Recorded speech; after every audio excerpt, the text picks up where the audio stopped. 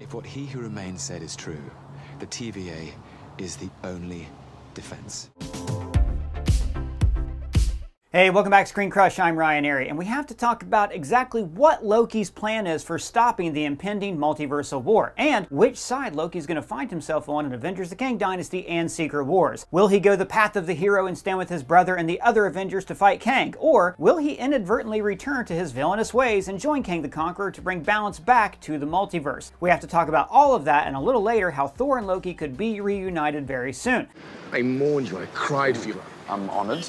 But first of all, guys, thanks for watching and supporting our channel, and thanks to many of you for shopping at our merch store, where we have Loki-inspired merch like Doug as Loki, the usual variants, Miss Minutes Dolly Clock, and this variant hoodie. We designed these shirts ourselves. We're very proud of them, and shopping our merch store is the best way to directly support our channel, and thank you once again. So, in Season 1 of Loki, we saw the God of Mischief embark on a mission to overthrow the Timekeepers and become the ruler of the TVA. We then learned, however, that the Timekeepers were all a facade created by He Who Remains, and that it was He Who Remains, a Kang variant, who is truly ruling over all of existence. He who remains. She still calling me that? Now, when Sylvie and Loki traveled together to the Citadel at the end of time, their plan was to find and kill the man who was behind the curtain. But upon meeting He Who Remains, Loki and Sylvie responded very differently to his warnings of what would happen if they killed him. Now, it's understandable why Sylvie wants to kill He Who Remains. She had been on the run from the TVA since she was a child. The TVA arrested her and attempted to prune her from existence for a crime she didn't even know she committed. What was my Nexus event? I don't remember. Do you know what the crime was? Well, in that flashback scene before she's arrested, we see young Sylvie playing with her toys. Swoops towards the palace, but Valkyrie flies over, defeats the dragon. It's heavily implied that Sylvie had a desire to one day become a hero, maybe even a Valkyrie. This moment was when Sylvie went off the path that Lokis are destined for. They're supposed to lust after a throne, cause chaos, and then be defeated so that others can become their best selves. And, quick side note, I really hope that in Kang Dynasty or Secret Wars, we get to see Sylvie meet Valkyrie and tell her how she always wanted to become a Valkyrie. And then maybe we can even see Sylvie get to make that dream a reality. Hey man, how's your stress level? You seem very chill today. Yeah, man, it actually has been really tough, especially when we're covering like multiple shows at once. We work these really long hours and I get high anxiety. And like personally, when I get anxiety, I have these facial tics that I can't stop doing. I start to stress eat. I like pop breath mints. Like I have a lot of oral fixation habits that I've had a hard time kicking. Oh yeah, I noticed you've not been stress eating very much lately. Yeah, dude, I actually kicked a lot of those oral fixation habits by using Fume. They're the sponsor of this video. Oh, is that a vape? No, this is not a vape. It is not electronic, and it does not have pods filled with potentially harmful chemicals. Instead, it has these plant-based cores that are infused with natural flavors to create natural flavored air. I recently started using sparkling grapefruit because it freshens my breath. Yes, it smells very nice. Thank you, thank you. You see, Fume uses plants and behavioral science to help you trade out your negative habit for a positive one. Plus, it has adjustable airflow and is designed with these movable parts and magnets for fidgeting, giving your fingers a lot to do, which is helpful for calming your anxiety. Fume makes switching easy and even fun. They have thousands of 5-star reviews from more than 100,000 customers who have used Fume to change their lives, and they switched when other solutions just didn't work. So head to tryfume.com/ScreenCrush and use the code ScreenCrush to save 10% off when you get your Journey Pack today. The Journey Pack comes with 3 unique flavors and everything you need to finally be free of your bad habit. That's tryfum.com and use the code ScreenCrush to save an additional 10% on your order today. Now back to what I was saying. Anyways, the TVA completely upended Sylvie's life, pruned her timeline, and destroyed anyone and everyone who she ever knew or loved. So it's understandable why she didn't believe a word that He Who Remains had to say and why she was set on killing him. It's just another lie.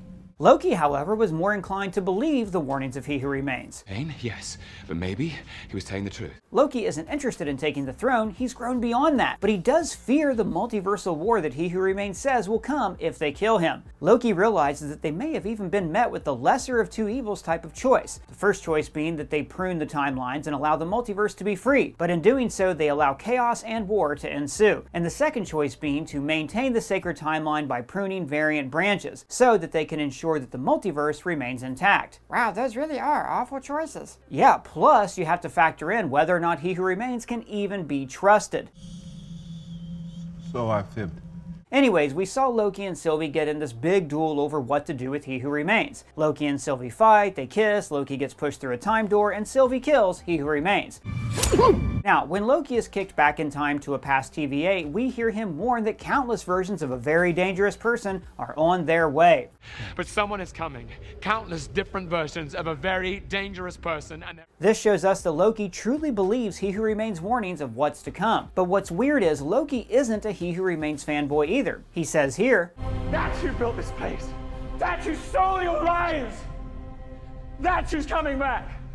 But shortly thereafter, he says this. We got to the man at the end of time, and he made sense. Does Loki support He Who Remains or not? Well, in typical Loki fashion, it's complicated. It varies from moment to moment. In this most recent episode, it's clear that Loki is not in favor of pruning timelines and views it as genocide, just like Sylvie and others. Loki even helped stop the bombings of the branching timelines. But Loki, as usual, is being pulled in multiple directions, just trying to find his place, or better yet, his purpose. But Loki seems conflicted on what exactly he should do. He doesn't like the idea of killing trillions via pruning, but he's also logical and knows that trying to save everyone could result in the exact opposite. The total destruction of, well, everything. This episode overall made me feel like there really isn't a plan in place. They're trying so hard to prevent a temporal meltdown, but at the same time they don't want to prune any branches. This entire mission seems very counterintuitive. Loki says the TVA is the multiverse's only line of defense against the He Who Remains variants that are coming. So I get why he wants to protect the TVA, but the TVA's very existence is contrary to the idea of having a vast and ever-expanding multiverse. I think deep down, Loki knows that the only way to restore balance is by pruning the variant timelines. And I think the real reason Loki is trying so hard to keep the TVA intact is because he knows the TVA will be a crucial piece to helping He Who Remains bring back balance when he returns.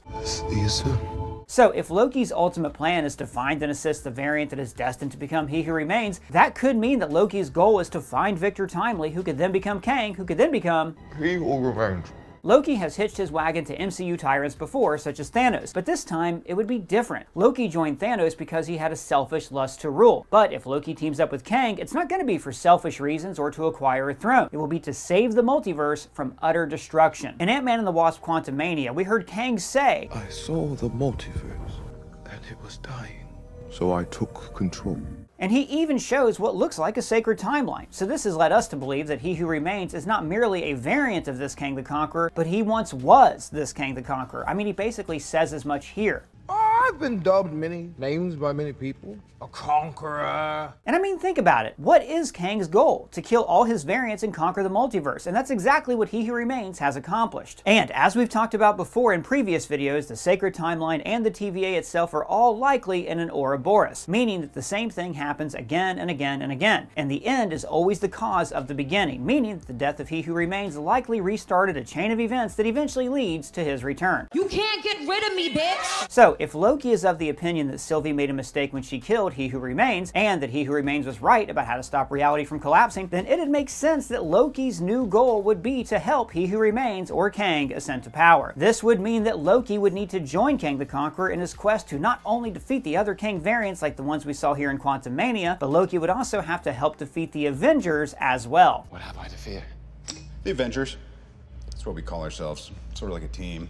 Earth's mightiest heroes. Now in Quantumania, we heard Kang ask Ant-Man, "You're not the one with the hammer." It becomes clear that Kang was just toying with Scott and knew all along that he was Ant-Man, but this still tells us that this Kang has come in contact with a Thor before. So what if we get to see that moment pan out in the Loki series? What if we get to see the moment Kang met Thor during his annihilation of the various timelines? And what if Loki was there? Hey, hold on. I thought Quantumania took place after Loki Season 1, but before Loki Season 2. Well, buddy, it's hard to tell when anything takes place when you're dealing with the TVA, time travel, and time slipping. In a weird way, all of existence has already occurred when you're looking at it from the perspective of the TVA. And then when you factor in Loki slipping through various times within the TVA, as well as cause and effect happening out of order, things like before and after sort of become meaningless.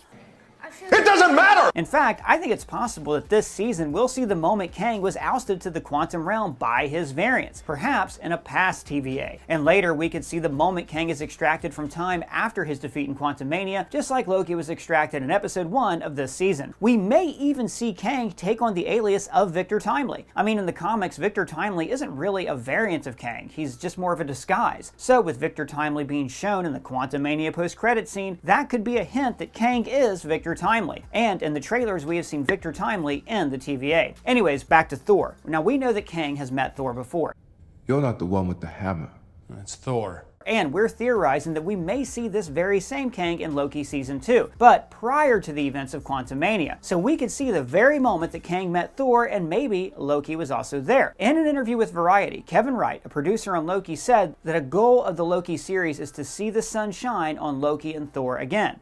The sun will shine on us again.